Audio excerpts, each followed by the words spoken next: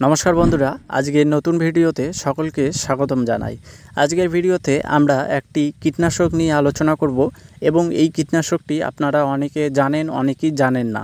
এই কীটনাশকের কাজ কেমন রয়েছে এটা যদি আপনারা ব্যবহার করে থাকেন তাহলে অবশ্যই কমেন্ট বক্সে জানাবেন এবং আপনাদের ফসলে এই কীটনাশকটি কেমন রেজাল্ট দিয়েছে, কাজ করেছে কি করেনি, এই বিষয়গুলি নিয়েও কমেন্ট বক্সে আপনারা কিন্তু জানাতে পারেন। বন্ধুরা, আজকে আমরা জানবো এই কীটনাশকের কাজ, এই কীটনাশক কোন কোন ফসলে ব্যবহার করা যায়, কোন কোন পোকাকে দমন করে, ব্যবহার, রেজাল্ট, দাম, এর মাত্রা কতটুকু, সমস্ত বিষয়গুলি নিয়ে আলোচনা করব আজকের এই ভিডিওতে। এবং এই কীটনাশক নিয়ে অনেকেরই ডাউট রয়েছে যে এই কীটনাশকটি প্রত্যেকটা ফসলের জন্য সমান কেন কাজ করে না এবং এর রেজাল্ট কী রকম রয়েছে এবং কিভাবে ব্যবহার করলে এর রেজাল্টটা ভালো পাওয়া যাবে, সমস্ত বিষয়গুলি তুলে ধরবো আজকের এই ভিডিওতে।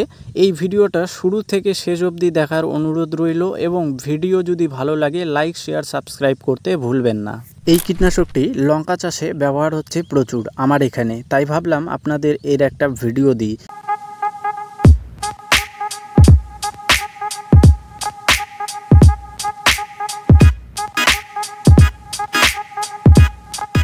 এটা হচ্ছে ইন্ডোফিলের ইলেকট্রো ইনসেকটিসাইড এবং এর টেকনিক্যাল রয়েছে ব্রোফিনোলাইট 20% এসসি ফর্মে এটা আমরা দেখতে পাবো।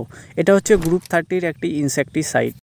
এই কীটনাশক কিন্তু দামি একটি কীটনাশক যা বিভিন্ন ধরনের ফসল বলুন, সবজি বলুন, ক্ষতিকর যে সমস্ত পোকাগুলি রয়েছে এই পোকাগুলির জন্য এই কীটনাশককে ব্যবহার করা হয়ে থাকে। এই কীটনাশকের কাজ হচ্ছে এটি কন্ট্যাক্ট হওয়ার কারণে সরাসরি পোকার শরীরে লাগলে বা স্পর্শ করলে এটা কাজ করে এবং এই পোকাগুলি ধীরে ধীরে মারা যায়। এবং এটাতে আপনারা দেখতে পাবেন এই কীটনাশকে ট্রান্সলেমিনারও অ্যাকশনও কিন্তু এখানে দেখতে পাবেন, যেটা পাতার নিচে যে পোকাগুলি থাকে এই পোকাগুলিকে মারতে সক্ষম এই কীটনাশকটি। এই কীটনাশকটি কোন কোন ফসলে ব্যবহার করতে পারবেন? কোম্পানি বলছে সব ধরনের ফসল এবং সব ধরনের সবজিতে ব্যবহার করা যায়। হ্যাঁ, সব ধরনের ফসল সবজিতে ব্যবহার করতে পারবেন, কিন্তু সব ধরনের পোকাকে এই কীটনাশকটি নিয়ন্ত্রণ করতে কিন্তু পারে না। এবং কোন কোন পোকাকে নিয়ন্ত্রণ করতে পারে সেই বিষয়গুলিও আগে আমি আপনাদের জানাচ্ছি। এবং এই কীটনাশক যদি আমরা ব্যবহার করে থাকি রেজাল্ট অবশ্যই ভালো রয়েছে, কিন্তু সব চাষের ক্ষেত্রে কিন্তু সমান রেজাল্ট আপনারা পাবেন না। এবং এই কীটনাশকটি সবথেকে যেই ফসল বা সবজিতে ব্যবহার করা হচ্ছে সেই সবজি ও ফসলগুলি হচ্ছে ধানের মধ্যে আপনারা ব্যবহার করতে পারবেন, টমেটো, বেগুন, ফুলকপি, ভেন্ডি, লঙ্কা, এই সমস্ত ফসলগুলিতে বেশি পরিমাণে ব্যবহার করা হচ্ছে এই কীটনাশকটি। কোন কোন পোকাকে নিয়ন্ত্রণ করতে পারে এই কীটনাশকটি? এই কীটনাশকটি শোষণকারী পোকা ও চিবিয়ে খাওয়া পোকাকে নিয়ন্ত্রণ করতে পারে, যেমন হচ্ছে থ্রিপস, জাম পোকা, সাদামাছি, লিভ হপার, স্টেম বোরার ইত্যাদি ইত্যাদি। লঙ্কা গাছে সাদামাছিকে এই কীটনাশক কিন্তু নিয়ন্ত্রণ করতে পারে না, এর জন্য আমাদের সাদামাছির জন্য অন্য কীটনাশক ব্যবহার করতে হবে। কিন্তু এখানে আপনারা ফল ছিদ্রকারী থেকে পাতা ছিদ্রকারী বা থ্রিপস বলুন, এটাকে কিন্তু নিয়ন্ত্রণ করে এই কীটনাশক। এই কীটনাশক ব্যবহার করার সময় ও নিয়ম, আপনারা যে কোনো স্টেজে এই কীটনাশককে ব্যবহার করতে পারেন। বিশেষ করে গাছের নতুন পাতা, ফুল বা ফল ধরার সময় এটাকে আপনারা ব্যবহার করতে পারেন।